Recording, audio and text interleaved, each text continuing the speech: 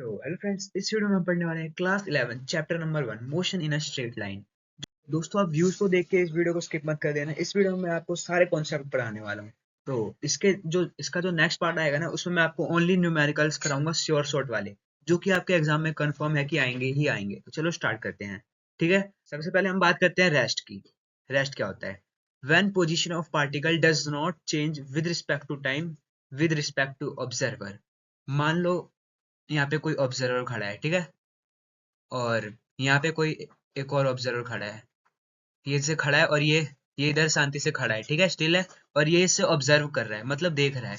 इसकी पोजीशन अभी भी यही है, और इसने 1 घंटे बाद देखा तो भी वही है, फिर उसने 4 घंटे बाद देखा तो भी वही है। तो फिर ये क्या लाएगा? हमारा रेस्ट। ठीक है, डेफिनेशन मैं आपको इसका पीडीएफ प्रोवाइड कर दूंगा, जिससे आप लिख लेना बाद में। ठीक है, और देख लेते हैं हम सराउंडिंग क्या होता है। सराउंडिंग होता है हमारा फ्रेम ऑफ रेफरेंस, जहां से हम देखते हैं। सराउंडिंग से देख रहे हैं तो हम इसे बोलेंगे फ्रेम ऑफ रेफरेंस, सराउंडिंग को।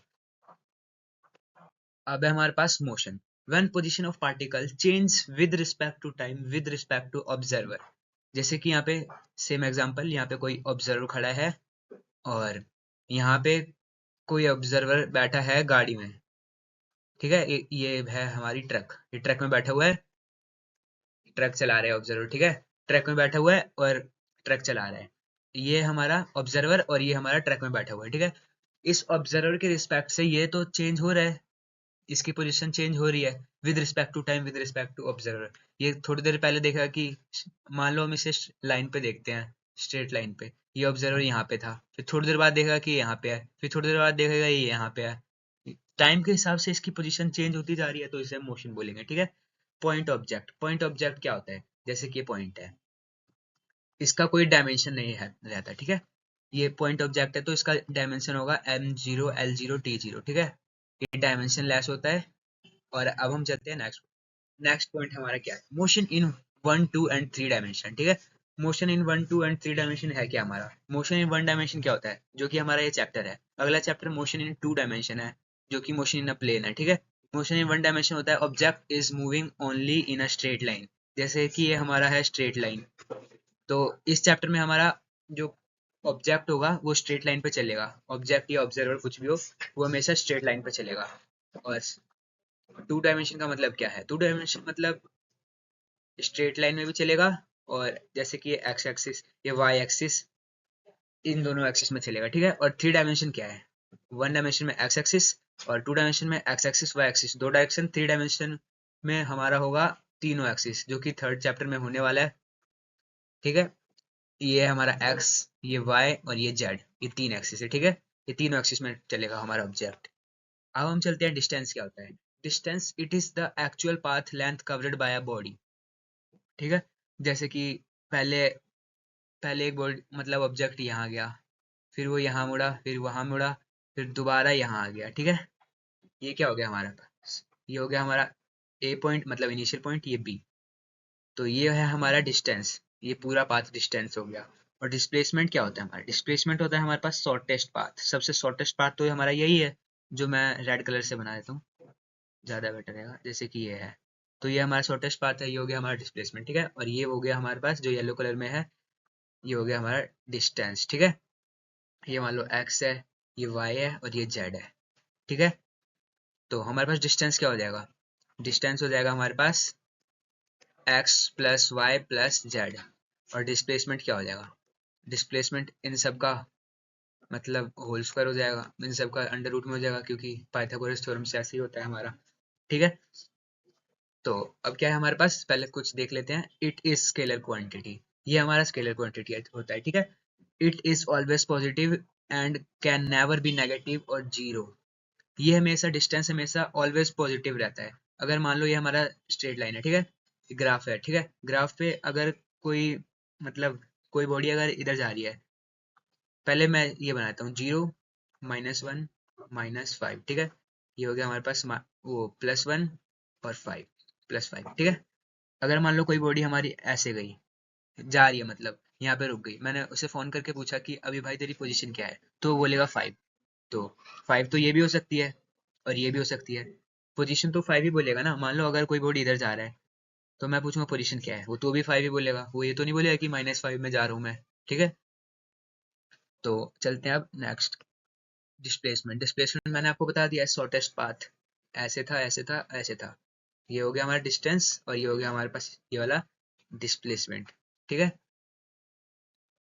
ये सब बाकी के जो पॉइंट है ये हम पढ़ेंगे नेक्स्ट, मतलब दोनों के बीच में जब डिफरेंस आएगा, शायद से अगले पे ही है, हाँ अगले पे ही है। तो difference between distance and displacement. तो डिस्टेंस क्या है हमारे पास, actual path length covered by a body, जैसे कि मैंने आपको बताया कि एक बॉडी ऐसे गई ऐसे गई ऐसे गई ऐसे गई, तो ये तो हो गया हमारा डिस्टेंस और ये हो गया डिस्प्लेसमेंट। डिस्प्लेसमेंट क्या होता है, shortest distance between initial and final, ये हमारा इनिशियल पॉइंट था, ये फाइनल पॉइंट था। ठीक है, इट इज स्केलर क्वांटिटी और इट इज वेक्टर क्वांटिटी। ठीक है, डिस्टेंस हमेशा ऑलवेज पॉजिटिव रहता है, ठीक है, मैंने आपको समझा दिया था। और डिस्प्लेसमेंट हमारा नेगेटिव भी हो सकता है, पॉजिटिव भी हो सकता है, जीरो भी हो सकता है। ये हमारा होता है ग्रेटर देन डिस्प्लेसमेंट, ये हमेशा ग्रेटर देन डिस्प्लेसमेंट होता है, जब तक ये स्ट्रेट लाइन पे नहीं होता। अगर ये स्ट्रेट लाइन पे चल रहा है तो डिस्प्लेसमेंट भी सेम होगा और डिस्टेंस भी स्ट्रेट लाइन पे भी सीधा चलना चाहिए, सीधा चल रहा है तो डिस्टेंस एंड डिस्प्लेसमेंट दोनों सेम रहेगा। ठीक है, दोनों सेम रहेगा इस टाइम तक। तो अगर ये यहाँ पे मुड़ के यहाँ आया तो हो सकता है बड़ा। ठीक है, तो डिस्टेंस ही बड़ा रहेगा, डिस्प्लेसमेंट तो छोटा हो जाएगा। इतना आपको समझ आ गया होगा। और it is lesser than displacement, मतलब डिस्टेंस से छोटा रहता है, डिस्टेंस आएगा इधर। SI unit of distance is metre, इसकी ऐसा यूनिट होती है मीटर और इसकी भी सेम होती है मीटर, डिस्प्लेसमेंट की भी। ठीक है, distance greater than equal to displacement. ठीक है, मैंने आपको समझा दिया ग्रेटर देन कैसे होगा और इक्वल कैसे होगा। और अगर इसे हम डिस्प्लेसमेंट को इधर लाएंगे तो ये वन हो जाएगा, इस साइड में वन आ जाएगा। ठीक है, चलते हैं नेक्स्ट पॉइंट। नेक्स्ट है हमारे पास स्पीड। स्पीड होता है हमारे पास डिस्टेंस अपॉन टाइम। ठीक ठीक है, जैसे कि कोई पार्टिकल मतलब ग्राफ पे मतलब स्ट्रेट लाइन में चल रहा है। ठीक है, यहाँ पे चले जा रहे हैं चले जा रहे हैं चले जा रहे हैं, तो कुछ टाइम के हिसाब से वो कुछ डिस्टेंस कवर कर रहा होगा, तो उसी को हम बोलते हैं स्पीड। जैसे कि यहाँ पे मैंने उसका डिस्टेंस पूछ लिया, तो मैंने वाला टाइम के साथ बता, तो जिस टाइम पे मैं उसका डिस्टेंस पूछूंगा ना तो वही हो जाएगा स्पीड उसका। ठीक है, जैसे कि उसके बाइक में तो पता लग ही रहा होगा, बाइक या कार जो भी हो, उसमें तो लिख ही रहा होगा कि वो कितने स्पीड में से चल रहा है। ठीक है, तो इसका क्या क्या डेफिनेशन है, the rate of change of position of on the rate of position of on object with respect to time. ठीक है, the rate of change of position with respect to time, ये होना चाहिए डेफिनेशन। ठीक है, ये गलत है। तो एवरेज स्पीड क्या होगा हमारे पास, एवरेज स्पीड होगा total distance upon total time. जैसे कि यहाँ पे चल रहा है, ये चल के अब वापस आ गया। ठीक है, तो इसने टोटल कितना चला। ठीक है, तो total distance upon total time, यही होगा हमारा एवरेज स्पीड। और एवरेज स्पीड निकालने के लिए delta x upon delta T, delta मतलब होता है लार्ज चेंज, ठीक है, और टी मतलब होता है स्मॉल चेंज। ठीक है, तो एवरेज स्पीड क्या हो जाएगा हमारे पास, एवरेज स्पीड हो जाएगा x final minus x initial. ठीक है, और अपॉन में T final minus T initial, ये इसका फॉर्मूला है। न्यूमेरिकल्स में अगले लेक्चर से कराऊंगा, ये अराउंड 20 मिनट का होगा, ज्यादा से ज्यादा, उससे लंबा नहीं होने वाला है ये वाला लेक्चर। ठीक है, instant speed, instantaneous speed. Instantaneous का मतलब है एनी इंस्टेंट ऑफ टाइम, अगर ये यहाँ पे चल रहा है, मैंने बोला इसी टाइम पे तू अपनी स्पीड बता, तो ये हो जाएगी हमारी इंस्टेंटेनियस स्पीड। ठीक है, तो ये बेसिकली डिफरेंशिएशन ही है, ये भी डिफरेंशिएशन ही है। अगर मान लो जैसे कि मैंने कुछ एग्जांपल लिया आपको समझाने के लिए, x is equal to function of time 3t² plus 3। ठीक है, find speed at t equal to 2 second.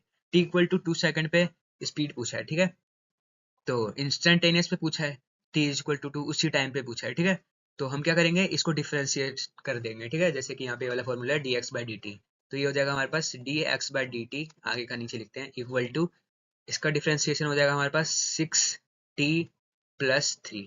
ठीक है, उम्मीद करता हूँ आपको डिफरेंशिएशन आता ही होगा, अगर नहीं आता है तो मैं डिस्क्रिप्शन में लिंक दे दूंगा, उसे जरूर आप देख लेना, क्योंकि डिफरेंशिएशन मेन है इस चैप्टर के लिए। अगर नहीं देखना तो फिर भी मैं आपको समझा देता हूँ। 2 आगे आएगा, ठीक है, ये 6 हो जाएगा और इसमें से एक पावर कम हो जाएगी, 1 आ जाएगा इसका। ठीक है, 2 आगे आ जाएगा 6 और ये 1 हो जाएगा, एक कम। ठीक है, तो क्या होगा हमारे पास 6t+3, और कितने सेकंड में पूछा है, t is equal to 2 second, तो क्या हो जाएगा हमारे पास 6 इंटू टी की जगह हम 2 पुट कर देंगे, 6 इंटू 2 प्लस 3, ये हो जाएगा हमारे पास 15 मीटर पर सेकेंड। ठीक है, ये होगी हमारी इसकी स्पीड। ठीक है, अब हम चलते हैं वेलोसिटी। वेलोसिटी क्या होता है हमारे पास, डिस्प्लेसमेंट अपॉन टाइम टेकन। ठीक है, वेलोसिटी होता है हमारा डिस्प्लेसमेंट अपॉन टाइम टेकन, इसे भी हम dx बाई dt ही बोलते हैं इंस्टेंटेनियस वेलोसिटी को। और एवरेज वेलोसिटी होती है हमारे पास x final minus x initial, मतलब displacement final minus displacement initial upon time final minus time initial, ठीक है। अब एक्सेलरेशन, एक्सेलरेशन क्या होता है हमारे पास, change in velocity of an object with respect to time, ठीक है। जैसे कि कोई चल रहा है और वेलोसिटी क्या होता है, बेसिकली वेलोसिटी भी हमारा मोड ऑफ स्पीड ही होता है वेलोसिटी, ठीक है। तो change in velocity of an object with respect to time, ये हो गया हमारे पास एक्सेलरेशन, ठीक है। बेसिकली आप क्या नोटिस करते हो आ रहे हो, डिस्टेंस क्या था हमारे पास x, और वेलोसिटी क्या हुई, वेलोसिटी वेलोसिटी आई है change in distance upon time x by T. अब आया है हमारा एक्सेलरेशन, एक्सेलरेशन में क्या आया है, change in velocity upon time, ठीक है। ऐसे से बढ़ता जा रहा है। तो इसके क्वेश्चन करने के लिए भी इससे एक ट्रिक मिलती है, मैं आपको अगले वीडियो में बताऊंगा, बार बार बोल रहा हूँ, न्यूमेरिकल आप जरूर देखना, उसमें से शॉर्ट आपके एग्जाम में आएंगे एकदम सेम टू सेम न्यूमेरिकल, आप सारे न्यूमेरिकल कर लेना, ठीक है।